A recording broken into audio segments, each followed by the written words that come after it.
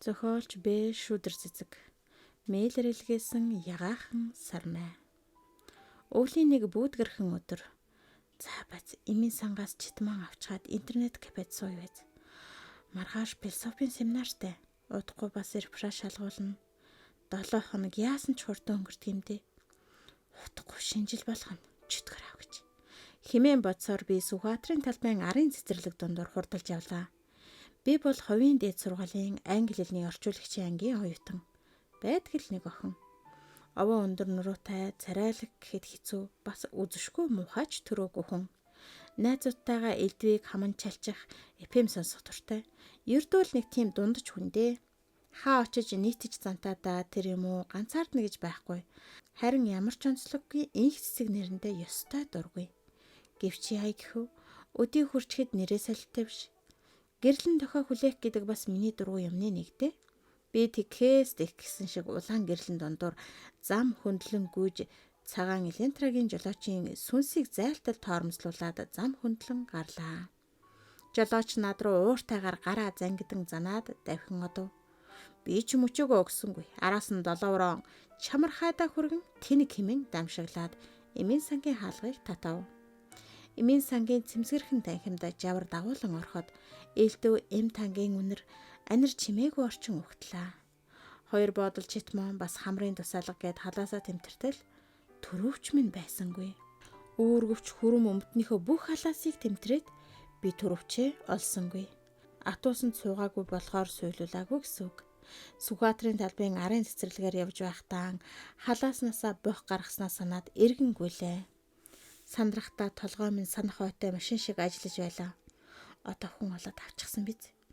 Ээжийн өгсөн 10,000-т бас төрөвч. Наддаа л ванлин идвэж чөтгөрч. Хүү охин чи юма хаяг вэз гэх тун ялдамхан дуугаар сэхэ орох шиг. Цасанд дарагдсан нохоо хушууны бутны дэрэгдэх намхан сандал дээр сууж вэ. Цагаан өдөн хүрм ноолор малгайтай охин намайг дуудсан тэр байж. Бурхан минь ямар хөөрхөн охин бэ гэж би дотроо дуу алдаад харин тийм ээ мөнгө хайчаад гэхэд минь энэ мөн баха унчихсан хөвтөж байсан юм гээд тэр жижигхэн хар төрөвчийг минь гаргаад ирлээ. Хүү юм бэ? Асны юм чамд өстой их баярлаа гэж би дуу алдаад гараа сарвав.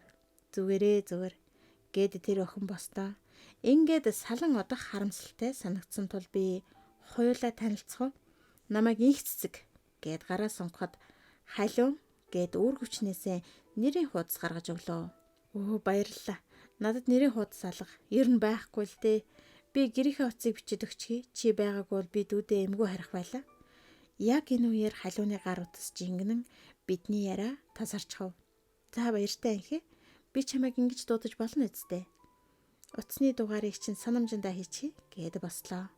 Сэтгэл татам хөөрхнөөс гадна цаанаа нэг л эрхэмсэг охин юм. Баяртай. Утсаар яриарэ.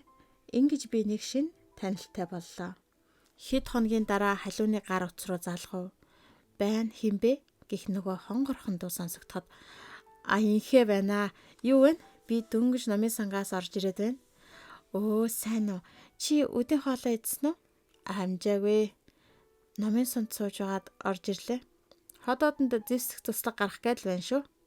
Тэр миний үгэнд баясан инээд алдаад. Тэгвэл чамайг хоолнд өрөө л да. Винерс кафед уулзах уу? Мэднэ үсттэй. Мэднэ. За тэгвэл 20 минутын дараа тэнд уулзъя. Намайг хувцас солих гэж мөнгөнсаар нэлээд хоцорч очиход халиуна хідэнэ ирчихсэн цонхны дэрэгдэх ширээнд сууж байв. Би жаахан хоцорчихлоо. Уучлаарай гэхэд минь тэр зүгээрээ суугач юу захиалах вэ гээд гоёмсог хүрэн хавттай зэс төхүүлв. Би гүнцэг сонгох гэж намбгансангүй. Хамгийн ихэнд байснаар нь хоньны махан шницэл колотой захиалчихлаа. Харин халиун үхрийн голмох мөөхтэй усан үзмийн шүүс сонгов. Хоолны дараа халиун намайг гэртээ авирлаа. Орцондоо 5 альтай тансаг цуусанд тэднийх байдаг. Аав ээж нь гадаадд суудаг тул үеэл дүүтэйгээ хуйуул амьдрдгийг нь сая л мэдлээ. Бурхан минь яасан цэмцгэр айл юм. Нэл цэнхэр өнгө голлон тогтчулсан. Зочны өрөөнийх нь буудангийн өмнөх шилэн ширээ. Дээр нь тавиастай болор савтай ягаан сарнай шууд нүдэнд туслаа. Чи яагаад сарнай дуртай юм бэ? Хин өгөөв? Найз залууч нь уу?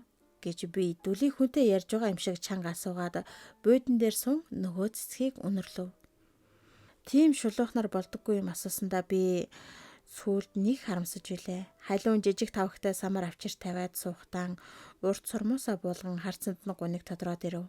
Тэгээд доод уруулаа хадснаа хазар руугаа орж ирсэн үсэн илээд инхээ би чамд өөрийнхөө тухай илэн далангүй ярьчих уу? Дөнгөж танилцахад чи надад нэг тийм итгэл даамаар охин шиг санагдсан. Би ер нь багаасаа их ганцаардмал хүн л дээ. Одоо л гэхэд ингээд дөрвөн ханы дунд ганцаархнаа.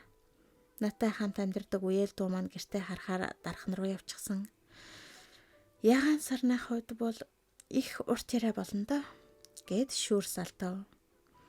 Би чинь Голландд аав ээжтэйгээ 10-аад жил амьдарсан айлын ганц охин. Аав маань Мастрихтад сурч дараа нь тэндээ ажилласан. Ангидаа би ганцаархнаа охин байлаа. Намайг тэнд Хейли гэж дуудана. Би зөвхөн Сүү гэдэг Америк охинтой л үерхдэг байсан.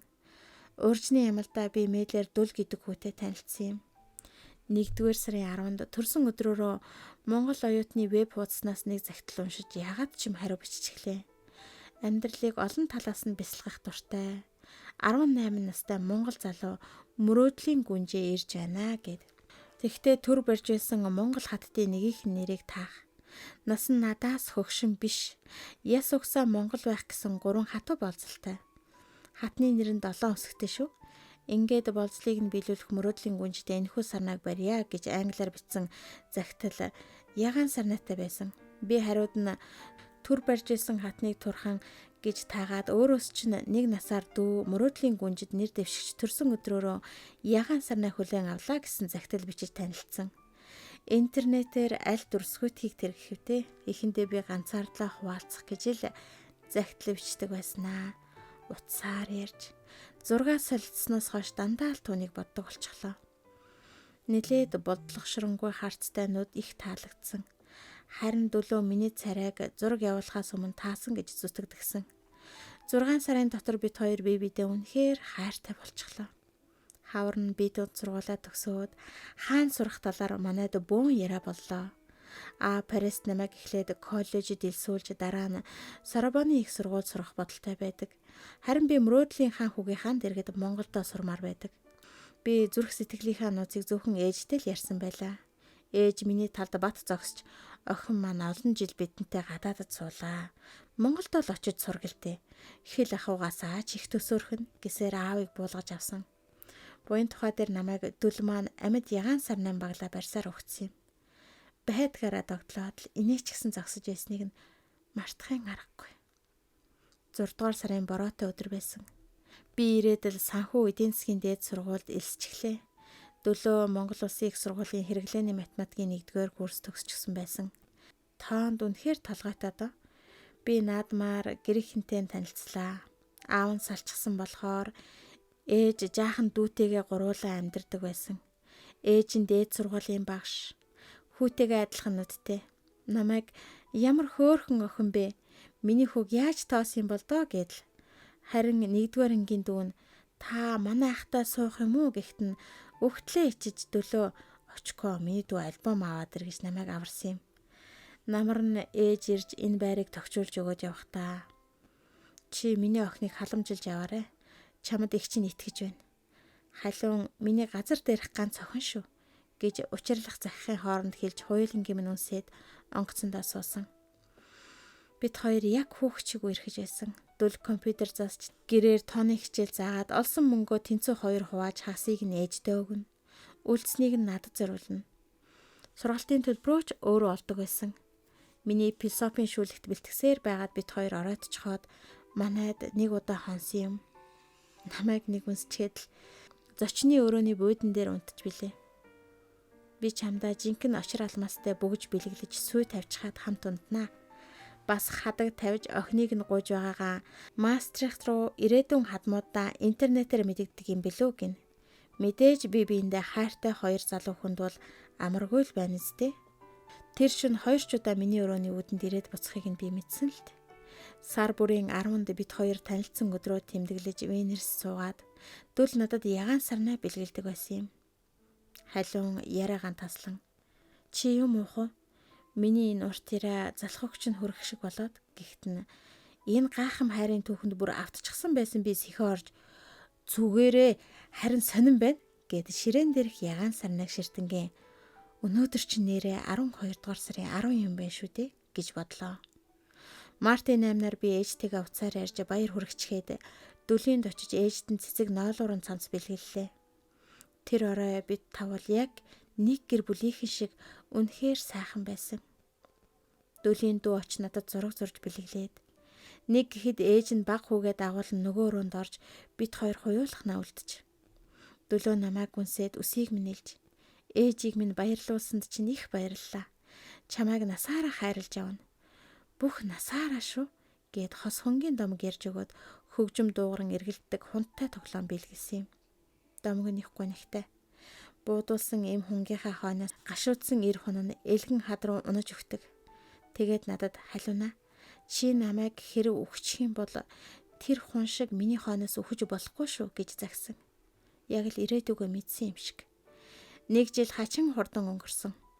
6 дугаар сард оюутны амралт эхэлсэн өдөр бид хоёр Сарагийн концертыг үзчихээд харих замд дөлөө миний гараас атган ийм гоё хороонд Диана гүнжиг шиг чам бөгж зүүлэх юмсан.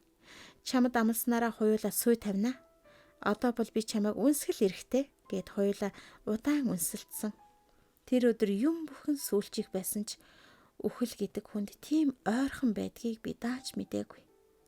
Маргааш нь дул маань нэг найзынхаа машинаар гадаадын хідэн жуулчинд үйлчлэх гээд тэрэлж явчихсан юм. Шүн манайх руу ээж нутастаж зангирсан хоолоогоор халуuna миний охин шин гэмтлийн эмнэлэгт хүрээд ирээч дөлн носолд орчихлоо. Чамайг дуудаад байна гэсэн. Би яаж эмнэлэгт хүрснээ одоо ч сандаггүй. Үүдэнд нэг совилагч цагаан нөмөрг өгснийг л санаж байна. Түүнийг нь мөрөндөө өглөө хатал сэхийн амьдруулах тасаг руу ирчээрэгүйсэн. Тэгсэн чинь тэр маань орныхон цагаан даавнаас ч илүү цонхоогоод цайчихсан. Ухаангүй хөвтөж байсан. Өглөөх нь нинээгээд амьдралын баяр баясгалан дүүрэн явсан тэр залуу гэхэд итгэмээргүй. Дөлөөгээд намайг уйлахад нүдэ нээж хүнжилд ороос гараа арай хэдэн гаргаад миний өсийг илж чи миний төлөө урт удаан амьдарч намайг дурсч яваарай. Нөгөө хунгийн домгоо санаж байна уу? Миний мөрөөдлийн гүнж гэдэл ухаан алдсан. Тэгээд л тэр шөнийхөө үүр гэгээр хүртэл өхөлтэй тэмцсэн дээ. Дөлийг нас барснаас хойш 6 сар өнгөрчихөж. Эртүүд миний сууж байсан сандал дээр бид хоёр хичнээн орой камт өнгөрөөснийг мэдэхгүй. Тэр нохон хушууны бут, самбуугаан буш, намхан хайс гэдэл бүгд бид хоёрын хайрын гэрч. Ягаан сарнаа дуртай юм уу гэж чи асуусан. Тийм ээ, дуртай. Хүний нутагт ганцаардаж явхад минь хайрын сайхныг амсуулаад оч шиг харавчихсан түүний минь надад өгдөг байсан бэлэг. Одоо би сар бүрийн 10-нд өөртөө энэ цэцгийг авдаг юм. Гээд савтай цэцгийнхээ дэлбэнд аяархан хурч. Өөр хүнийг би яг ийм хайраар хайрлаж чадах болов? Ямар ч байсан би монгол хүнтэй сууна гэж боддог шүү. Үхсний хойноос өгдөггүй гэж манай монголчууд ярьдаг. Түүнийхээ алхаж явсан гудамжаар өдөр бүр явж богдуулын мод ногоорох шаардлагыг үзнэ гэдэг сайхан. Тэгээд л би аав ээж рүүгээ яваагүй. Ер нь ч тэгээд Монголдо амьдрах хичнээн сайхан гэдгийг гадаадад байхдаа хүн илүү мэддэг байх. Би ирээдүйд нүүбэд ажилласан гэж хүсдэг гээд халууны хоолой зангирлаа. Цоргисон харцтай нүднээс нэгэн том нулимс тасран бөмбөрхөж ёстой л мөрөөдлийн хайр байж тээ. Би ийм хайрыг үлгэр кинонд л байдаг гэж боддог байлаа. Халууна чи харин их азтай охин юм. Ийм сайхан хайр амссан чинь надад бол үнэхээр атаархмаар санагдж байна шүү. Гэд би тавгнаас самар атхан авч амандаа хийгээд санаа алдчихв. Халуун нэг самар авснаа. Инхээ чи оройтчихлоо. Би чамайг гаргаад өгье гэд босов. Энэ үеэр хүзүүндээ зүүсэн утас нь нэг жингнээд таг болчихлоо. Чиний утас чи ямар тансаг идвэ? Ийм утастай болчих юмсан. Тэгвэл би утаа гартал ярина да гэж намайг дуалтахад халуун инээмсэглэн чи хөвгөлтэй ах юм а. Миний үеэл золоо над шиг битүү хүн болохоор бид хоёр өрөөндөө ороод л таг болчихдог болсон. Жаахан уйтгартай шүү. За хоёлаа гарыг гихтэн би. Та хоёр тэгэж юусэн унтаагүй гэж үү гэж асуух гэснээ амаа барив. Үүнээс хойш бид хоёр салшгүй найзууд боллоо. Халиуны нөлөөгөөр би гэдэг хүн номын хорхойтон болж хувраад л Joyce, Camille, Moam гэдэл том зохиолчдын фэм боллоо. Англи хэлэнд нөгөө нойлон амтэн чинь ангидаа толгой зохих болж Карл Поппер, John Locke-ийн номуудыг их хэлээр нь уншчихлаа. Энэ охинтой танилцсанаас хойш өөрийн мэдлгүй өмнөө зоригтой, ирээдүйдээ санаа зовдөг хүн болж томоожж байлаа. Би гэдэг хүн. Миний зүгээс гэвэл өөр шигээ өвмийн шууганд дуртай найз охтоо дагуулan тэднийд очиж хөргөгчийг нь цэвэрлэж өгөндөө. Нэг өдөр бид хоёр тэднийд цайлж суулаа. Нөгөө хайртай хунтай тоглоомоо оролдож суусан халуун гинт. Инхээ наад уснасаа балгадаа. Төөнх чинь их хөдөлж байна. Чиний бамбай болчихраад хамарчхаж эмчид заавал үзүүлээрэ гэлээ. Оройн энэ мэдээг ээж дуулгаснаар би гэдэг хүн маргааш нь гихтэл баривчлагдаж эмнэлэг твтчихлээ. Зуны амралт эхэлчихсэн болохоор найзууд дааж хэлж амжсангүй 10 хоног эм тарианд бөмбөгдүүлсээр шим тижээлтэй йодын найрлага ихтэй хоол идэж тайван амгалан байх заавартай эмнэлгээс гарлаа. За ингээд ирэх чөлөөтэй боллоо гэхэд миний ээж шоронд орсон амтэн шиг ярих нэ. За ёстой чамааг нэг хэсэг яаж гэрт тогтоодог юм бэлээ гэсээр машин цов. Таксигаар ин харих замд аав миний охины найз халуунаг аав ээж нь дуудаад хэд хоногийн өмнө явчихсан шүү дээ. Чамтай уулзаж амжсангүй гэж их л санаан зовж байна лээ. Захидал бэлгэн гэрт байгаа. Аав нь чамайг эмчилгээтэй байгаа болохоор хэлээгүй юм гэж пал хийтэл хэлдэг байгаа. Гэртээ эртэл миний дэрний хажууд цэнхэр туузаар уйсан жижигхэн хайрцаг хүлээж байлаа. Туусны завсар хавчуулсан зурваст инхээ чамайг энэ захидлыг уншиж байхад би Парист сууж байна.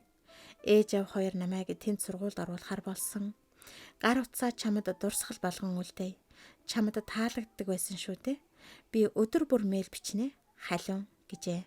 Хайрцагнаас мөнгөн гинжин осортой гэлэлтсэн жижигхэн моторолоо утас гарч ирлээ. Бас камертай гэж.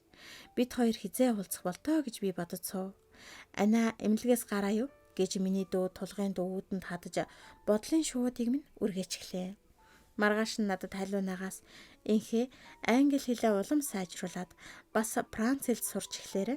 Хуйлаа Сорбонд хамт сурна шүү гэсэн захидал ирүүлсэн байлаа. Бас ягаан сар найтай.